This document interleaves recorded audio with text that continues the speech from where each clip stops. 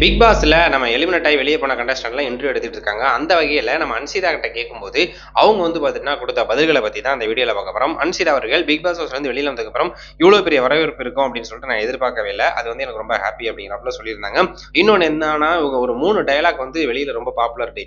அதை வந்து பார்த்தீங்கன்னா அந்த சிஞ்சு சிஞ்சு அப்படிங்கிறத அந்த நடிக்காத அப்படின்னு சொல்றது, அப்புறம் எடக்கா மடக்கா என்னமோ அந்த ஒரு 3 இது வந்து பார்த்தீங்கன்னா அவங்களுக்கே உள்ளுக்கு சொல்லிட்டாங்க. ஆனால் வெளியில் வந்து சொல்றதுக்கு அவங்களுக்கே வரல கரெக்டாக. ஸோ அதெல்லாம் வந்து ட்ரெண்டிங்கில் இருக்குது. அதை மறுபடியும் வந்து என்ன பண்டிகை காட்டுங்க அப்படின்னு சொல்லிட்டுலாம் பார்க்கும்போது ரொம்ப அற்புதமா இருக்கு, ரொம்ப அழகா இருக்கு அப்படிங்கிறப்பல சொல்லியிருப்பாங்க. இன்னொன்று வந்து பார்த்தீங்கன்னா சத்யா வந்து என்னோட அண்ணா, அதுக்கப்புறம் ஜெப்ரி வந்து என்னோட தம்பி. ஸோ 2 பேரும் வந்து பார்த்துட்டிங்கன்னா நாங்கள் வந்து வெளியில் வந்ததுக்கப்புறம் ரொம்பவே வந்து பார்த்தீங்கன்னா ரொம்ப நாள் டைம் ஸ்பெண்ட் பண்ணோம், ரொம்ப வந்து பேசிகிட்டு இருந்தோம், ஜாலியாக இருந்தோம் அப்படிங்கிறப்பல சொன்னாங்க.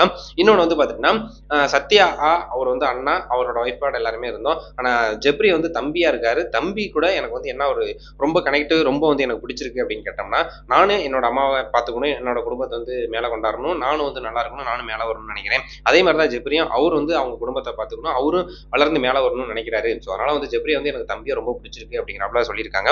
இன்னொன்று வந்து பார்த்துட்டிங்கன்னா உனக்கு இந்த பிக் பாஸ் கண்டஸ்டன்ட்ல பிடிச்ச கண்டஸ்டன்ட் யார் அப்படின்னா முத்து அண்ட் தீபக் சொல்லியிருக்காங்க. அதாவது கேமா வந்து அவங்க 2 பேர் தான் பிடிச்சிருக்கு அப்படிங்கிறப்பல சொல்லியிருக்காங்க. ஏன்னா முத்து தான் ஆல்ரெடி வெளியே வந்தது, எல்லா கண்டஸ்டன்ட்டும் சொல்ற ஒரு பேர் அப்படின்னா முத்து முத்து. ஏன்னா அவர் தான் ஆல்மோஸ்ட் வந்து பார்த்தீங்கன்னா அதிக ஓட்டு வாங்கி பெரிய அளவோட சப்போர்ட்டோட இருக்காரு, டைட்டில் கூட வின் பண்ற வாய்ப்புகள் இருக்கு, அவர் தான் வின்னர் அப்படிங்கிறப்ப ஆல்மோஸ்ட் எல்லாம் போட ஆரம்பிச்சிருக்காங்க. ஸோ அதனால வந்து பார்த்தீங்கன்னா அவங்க முத்து பேரை சொல்றாங்க. ஏன்னா வேற யாராவது பேரை சொன்னாங்கன்னா கண்டிப்பா திட்டுவாங்க அப்படின்னு சொல்லிட்டு.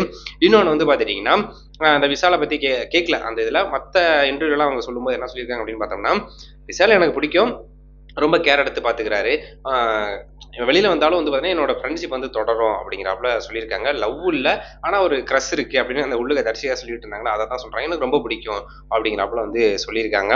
ஸோ இதுதான் வந்து பார்த்துட்டிங்கன்னா நம்ம தர்ஷிகா வந்து வெளியில வந்து நிறைய அவங்களும் நிறைய இன்டர்வியூலாம் கொடுத்துட்டு இருக்காங்க. ஸோ அதனை தொடர்ந்து அடிப்பட்ட ஒரு பேர் விசாலோட அப்படின்னா நம்ம அன்சிதா அவர்கள் தான். ஸோ அவங்களும் வெளியில வந்து அவங்களோட கிளாரிபிகேஷனை சொல்லிட்டாங்க. லவ் கிடையாது, எனக்கு வந்து பிடிக்கும், ஒரு ஒரு கிரஷா ஒரு ஒரு பையனை வந்து பிடிக்கும் அப்படின்னா அது விசால பிடிக்கும் அப்படிங்கிறாப்புல சப்போர்ட் பண்ணி பேசிட்டு இருக்காங்க நம்ம